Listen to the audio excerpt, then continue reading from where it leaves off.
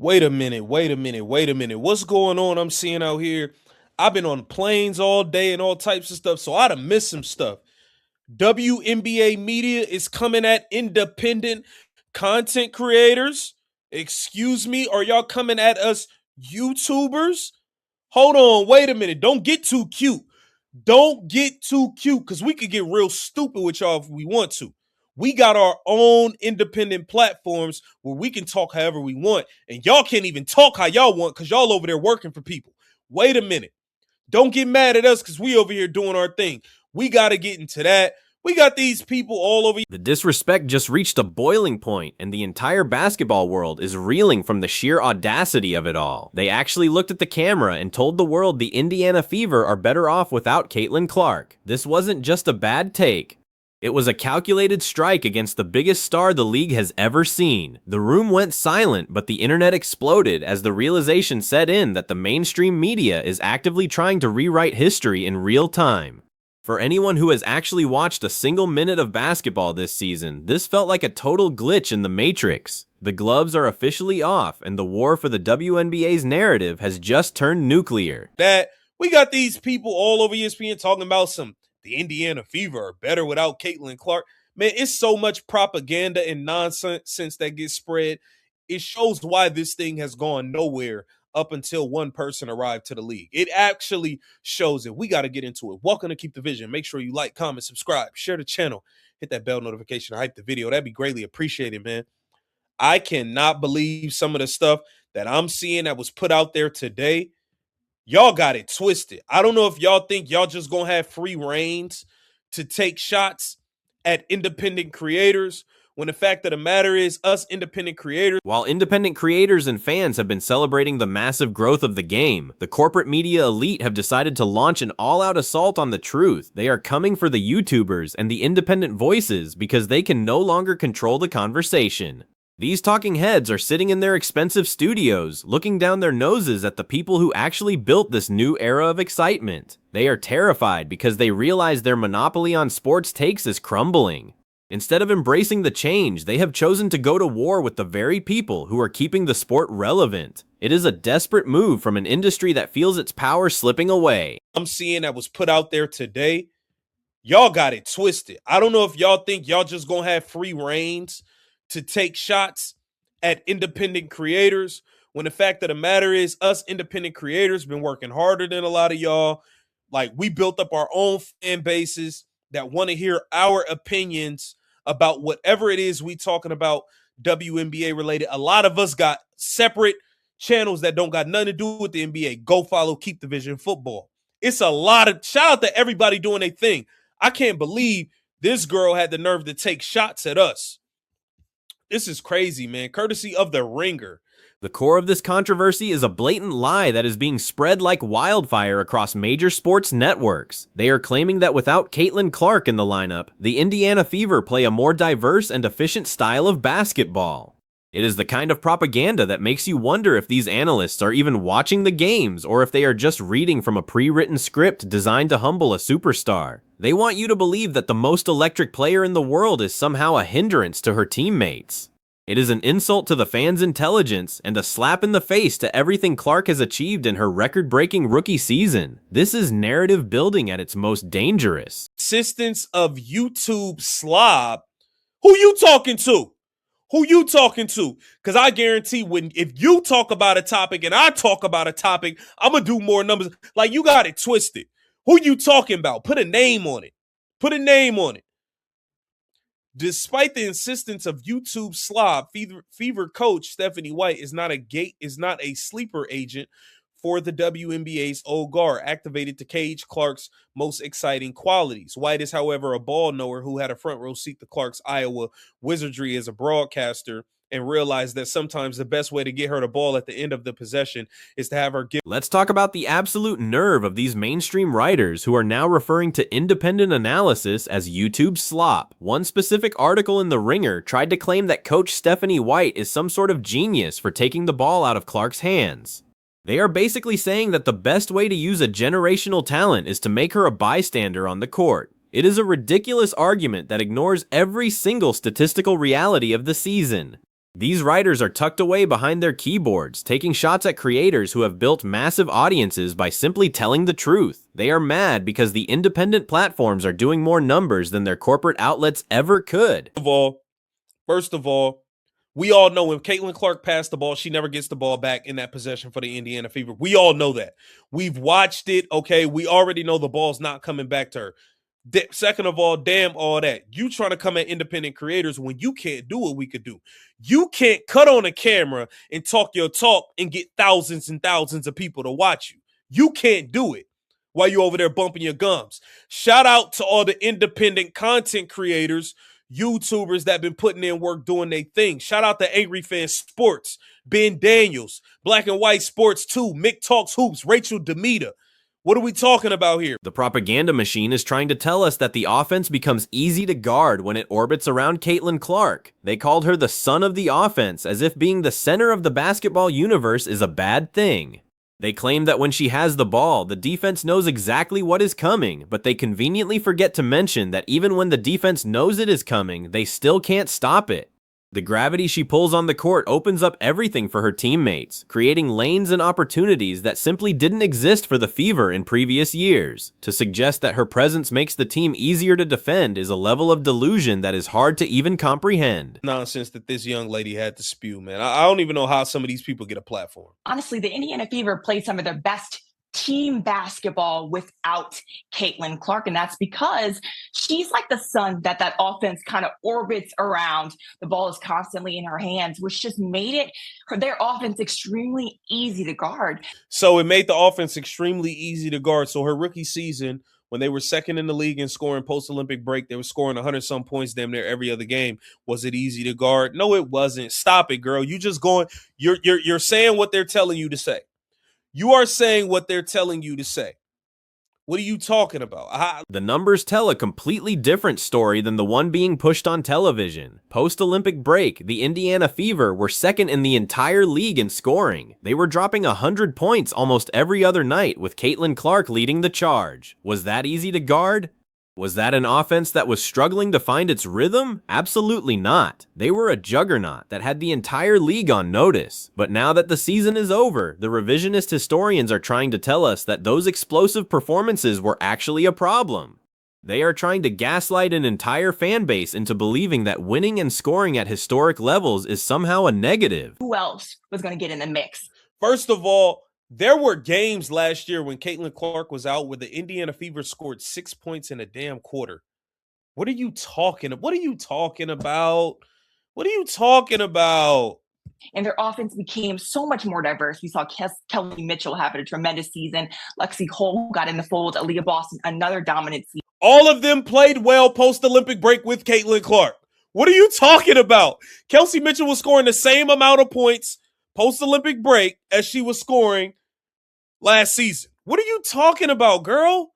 These people just get microphones and just say it. The most ridiculous part of this entire smear campaign is the claim that players like Kelsey Mitchell and Aaliyah Boston only started playing well when the offense became more diverse. This is a total fabrication of the facts. Both of those stars were having incredible seasons right alongside Caitlin Clark. In fact, their numbers surged precisely because Clark was drawing so much defensive attention.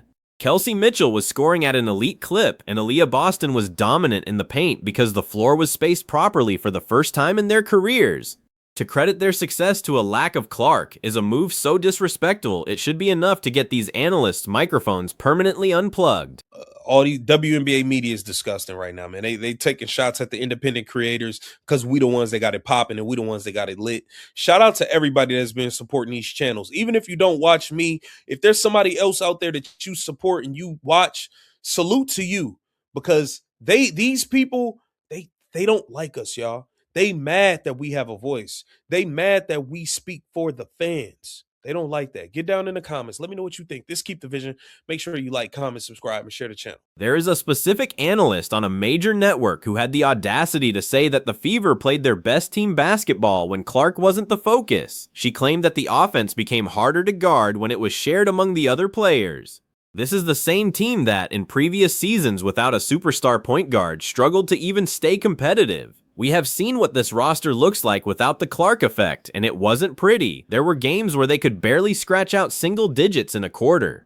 To suggest they are better off going back to that style of play is not just wrong. It is coaching malpractice disguised as a sophisticated basketball take. The media is trying to frame this as the WNBA finally aging out of its adolescence and becoming a professional league, but the truth is that they are the ones acting like children. They are so jealous of the attention and the money that the new generation is bringing in that they feel the need to tear it down. They talk about player salaries increasing sevenfold and arenas being filled to capacity, but then they turn around and attack the primary reason for that growth. They want the benefits of the Caitlin Clark era without actually giving her the credit she deserves. It is a toxic environment where the people responsible for the league's success are being treated like the enemy. The independent content creators are the ones standing on the front lines against these lies. Creators who have spent years building their own platforms are being mocked by the corporate gatekeepers. But the irony is that these big media companies are secretly watching every single video. They are subscribed to the very people they call slop because they know that is where the real engagement is happening. They are losing the battle for the fans' hearts and minds, so they have resorted to name-calling and elitism. They hate that someone with a camera and a microphone in their bedroom can reach more people and provide better analysis than a $1 million studio production. One of the most insulting comparisons made in recent media coverage was likening Caitlin Clark to Jimi Hendrix. While it sounds like a compliment on the surface, the writer used it to suggest that she is all about risk-taking and lack of discipline. They are trying to paint her as a wild, unrefined talent that needs to be caged by a more technically proficient system. It is a subtle way of saying she doesn't know how to play the right way.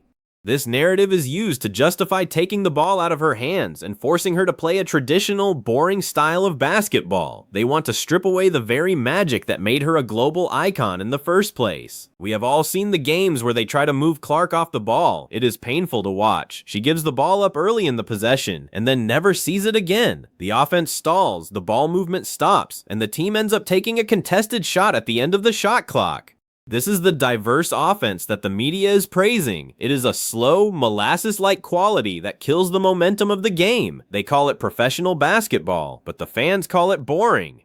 The reality is that the Fever are at their best when the game is fast, chaotic, and led by the most creative playmaker in the world. Anything else is just a step backward. The disconnect between the media and the actual players is growing every single day. While the analysts are busy trying to find ways to dim Clark's light, the players on the court know exactly how much she brings to the table. You don't see her teammates complaining about her having the ball.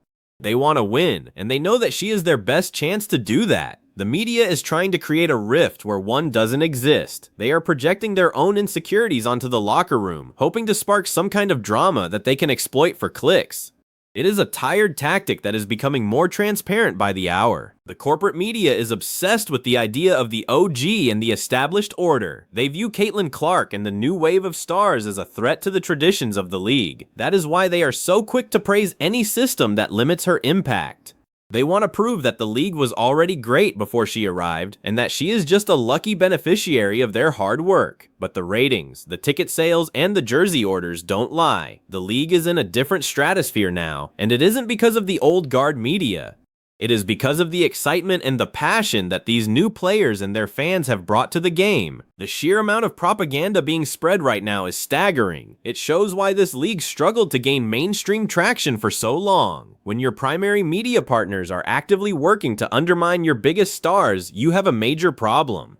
They are so focused on maintaining their status as the experts that they have forgotten their job is to report the truth. They would rather see the league fail on their terms than succeed on Caitlin Clark's terms. It is a bizarre form of gatekeeping that is ultimately going to backfire. The fans are smarter than the media gives them credit for, and they can see right through the lies. Every time a talking head says the Fever are better without Clark, a blind man could see they are lying. It is a statement so detached from reality that it borders on comedy.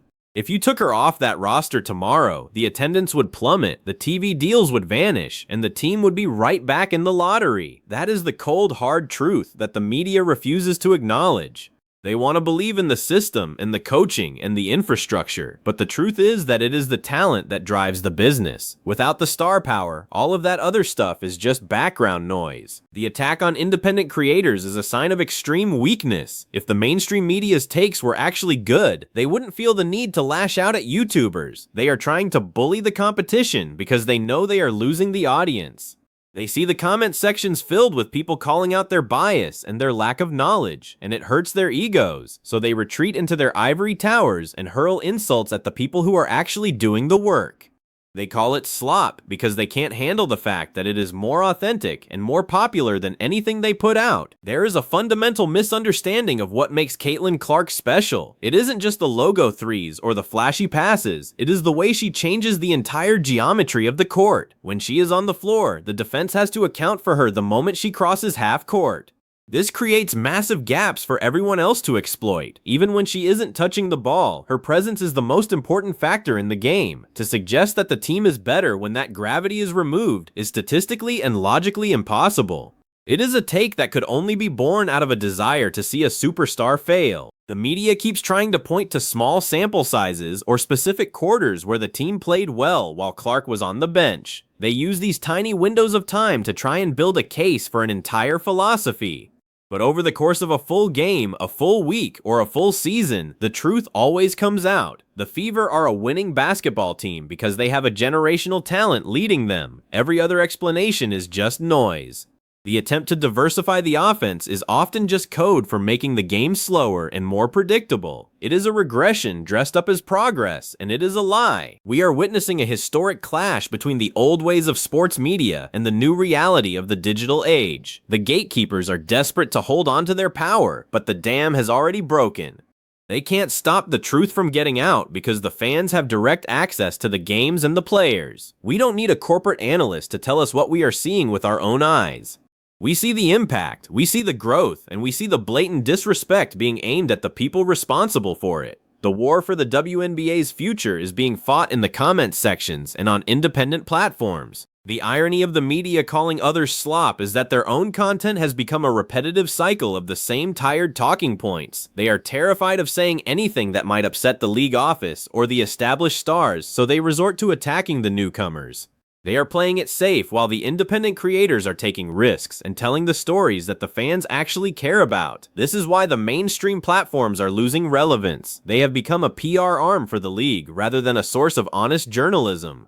The fans are moving on, and the media is left shouting into an empty room. At the end of the day, the Indiana Fever are not better without Caitlin Clark. They are not half as good. They are not even in the conversation. Anyone telling you otherwise is selling you a narrative that serves their own agenda.